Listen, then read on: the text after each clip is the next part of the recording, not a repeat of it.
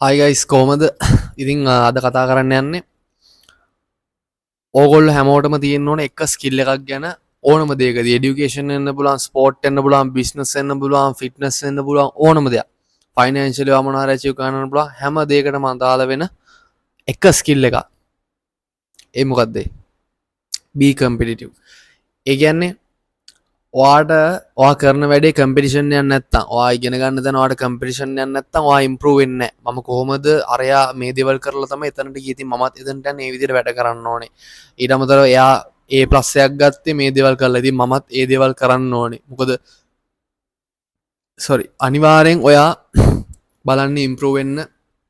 ඒක නිසා ඔයා try කරනවා කොහොම හරි ඔයාට achieve කරන්න පුළුවන් උපරිම දැනට යන්න.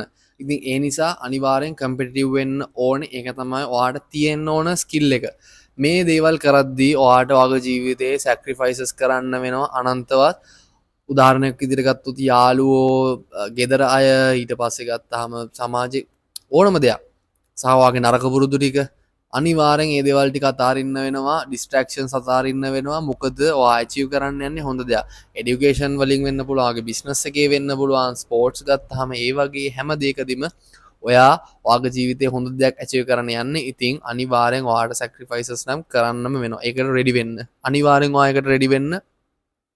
සහ ඒ දේවල් ඔයා අතාරින්න සහ ඔයා ඒ දේවල් ජීවිතෙන් අයින් කරන්න වැඩි හිතන්න එපා. මොකද ඔයා දියුණු වෙන්න මේ දේවල් කරන්න. ඉතින් ඒකට වඩා ඔයා ඒ කියන්නේ ඒ නරක පුරුදු වලට වඩා ඔයා දියුණු වෙන එක ඇත්තටම වැදගත්. ඉතින් ඒක ගැන හිතලා ඒ දේවල් ටික අනිවාර්යෙන් ඔයාගේ ජීවිතෙන් අයින් කරන්න. යාළුවෝ වෙන්න පුළුවන්, නරක පුරුදු ටික හැමදේම අයින් කරලා දාන්න. ඊට පස්සේ තමයි ඊළඟට මම කතා කරන්න යන්නේ ඔයාගේ එනර්ජි එක පුළුවන් තරම් ඉතුරු කරගන්න. මොකද මම අරයාට කරා මට කරගන්න බැරි වුණානේ. කම්පෙයාර් කරන්න නෙමෙයි. ඔයා තරගේ තියාගන්න ඕනේ ඒගොල්ලොත් එක්ක. හැබැයි පුළුවන් තරම් try කරන්න ඕනේ ඔයා improve කරගන්න. නැත්තම් එයාට විතරයි පුළුවන්, එයාට උපත්තියෙන් හම්බෙච්ච දේවල් අපිට කරන්න බෑ ඕවා. එහෙම කියලා හිතන්න එපා.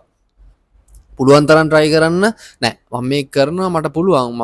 මට මේ එයාට පුළුවන් නම් මටත් මේක පුළුවන්. මොකක් හරි තියෙනවා රහසක්. මම මේ දේ හොයාගන්නවා. මොකක්ද එයා කරන්නේ මම නොකරන එයා කරන දේවල් මොකක්ද ඒ දේ achieve කරන්නේ. සමහර විට එයා ඔයාට වඩා පැයක් දෙකක් වැඩිපුර වැඩ කරන්න පුළුවන්. ඒ නිසා වෙන්න තියා එතන ඉන්නේ. ඉතින් ඒ දේ ඔයා කරන්න. ඔයාගේ නරක පුරුදු සැටර්ඩේ ෆ්‍රයිඩේ නයිට්ස් වලට යාළුවොත් එක්ක සෙට් වෙන්න දාන පැය ප්‍රමාණය අඩු කරලා ඉවරලා සහ ඒ දේවල් පුළුවන් නම් අයින්ම කරලා ඉවරලා ඔයාගේ බිස්නස් එක වෙනුවෙන් ඔයා මහන්සි වෙන්න. එතකොට තමයි ඔයාට එතනට යන්න පුළුවන්. ඔයා ඉම්ප්‍රූව් වෙන්න එතකොට.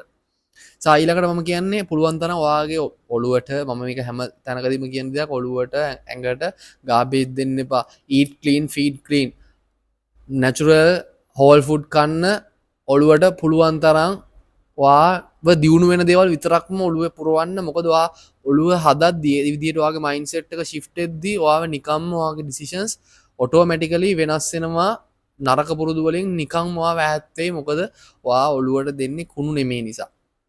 ඊළඟට ඔයා හැමෝටම තියෙන පැය 24යිනේ.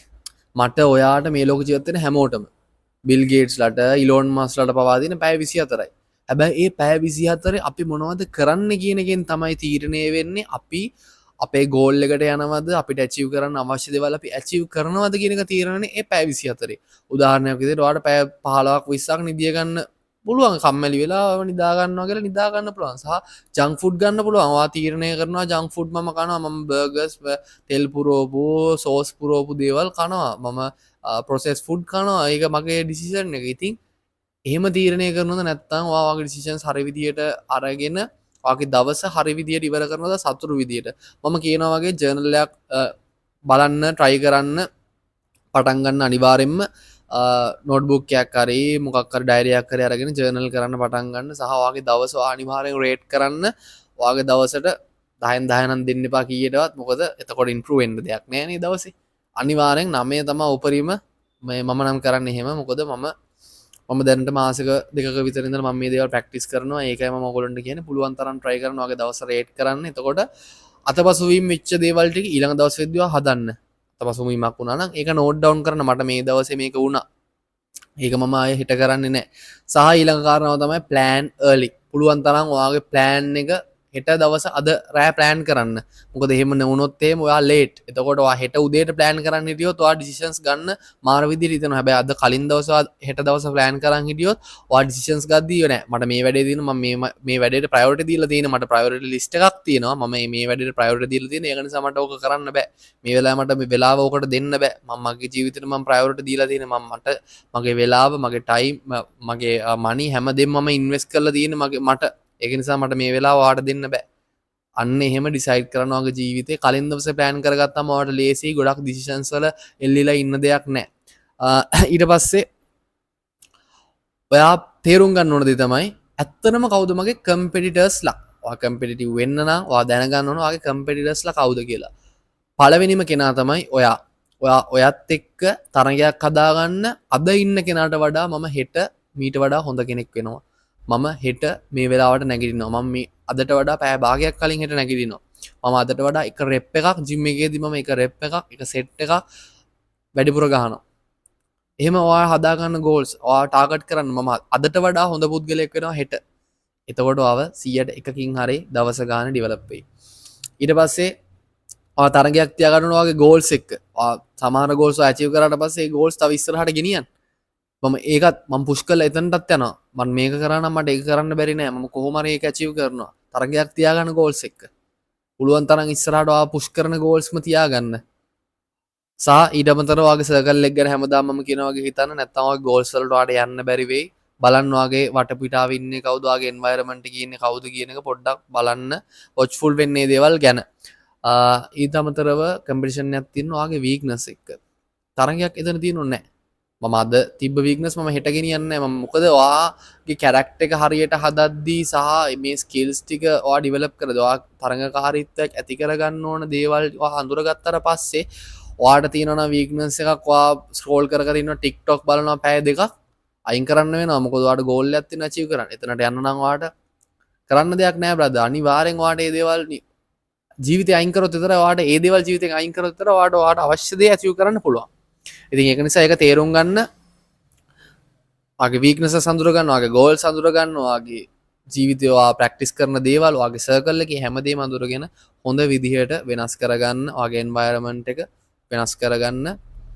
තරඟකාරීත්වය කියන අනිවාර්යෙන් ඔයාට අවශ්‍ය දෙයක්. මොකද ඒක ජීවිතේට එකතු කරගන්න ඕන හරි විදිහට. මම හැමතිස්සෙම කියන්නේ අරයා නිසා අරයා මෙහෙම කරනවා මට මෙහෙම බෑ කියලා හිතන්න එපා. එහෙමයි කියලා ඔයා කම්පෙයාර් කරන්න පුරුදු වෙන්න එපා. මම කියන්නේ ඔයා අරයත් එක්ක අරයට පුළුවන් වුණේ මේ දේ නිසා. එහෙම හිතන්න නැතුව මට කොහොම කරත් බෑ. එහෙම හිතන්න එපා. නෑ මම අරයා කරා නම් හරි. අරයා කරන දේ මම නොකරන දේ මොකද්ද? එයා ඒ දේ ඇචීව් කරන්නේ මම මේ දේ ඇචීව් නොකරන්නේ මොකද්ද අපි දෙන්නගේ තියෙන වෙනස? ඒක අඳුරගත්තා. ඒ දේ ටාගට් කරා. ඒක වෙනුවෙන් වැඩ කරා මහන්සි වුණා. කොහොම හරි එතනට ගියා. ස්ටෙප් එකෙන් ස්ටෙප් එක යන්න. අපිට ජීවිතේ ඉස්සරහට යන්න බෑ එකපාර 150ක් 100ක් වෙනස් වෙන්න බෑ 101ක් 2ක් 0.0 ගානක ඉඳලා අපි වෙනස් වෙමු අපිට මේක ගන්න පුළුවන්. ඉතින් එහෙම ඔයාගේ මයින්ඩ්සෙට් එක හදාගන්න මම හැමදාම ඔයාට කියනවා ඔයාගේ ජීවිතේ වෙනස් කරන්න පුළුවන් ඔයාට විතරමයි. අවුරුදු 5ක 6ක වගේ කාලයක් ඉඳලා මම ජීවිතේ මම අත්දකපු දේවල් එඩියුකේට් වෙච්ච දේවල් මම ඔයාට මේ කියලා දෙන්නේ මගේ ජීවිතේ වෙනස් වෙච්ච විදිහෙන් තමයි මම මේක ඔයාට ඇඩ්වයිස් දෙන්නේ. මගේ තරුණ කාලේ මම කරන්න වුණා නම් අවුරුදු 16න් 17න් මම මේ දේවල් ඉගෙන ගත්තා නම් මේ දේවල් මම මීට වඩා ඉක්මනට කරනවා. ඒකයි මම මේ දේවල් කියලා දෙන්නේ. පුළුවන් තරම් ඔයාගේ ජීවිතේට වැලියු එකක් ඇඩ් වෙන දේවල්ම විතරයි මම කරන්නේ. පුළුවන් තරම් මේ දේවල් වලින් ගන්න තියෙන දේවල් උපරිම අරගන්න. ඔයාගේ ජීවිතය හදාගන්න, ඔයාගේ ජීවිතය වෙනස් කරගන්න. මම හැමදාම කියනවා ඔයාට විතරයි ශක්තිය, ඔයාට විතරයි බලය තියෙන ඔයාගේ ජීවිතය වෙනස් කරන්න. You have the power transform your life. Let's build your empire. ඉතින් subscribe කරලා comment එකක් දාලා set වෙන්න. මේ වෙනකම් මේ වීඩියෝ එක බලුවා නම් thank you so much. ඔයාලට මම respect කරනවා. ඊළඟ වීඩියෝ එකකින් හම්බෙමු. Catch you later. See you.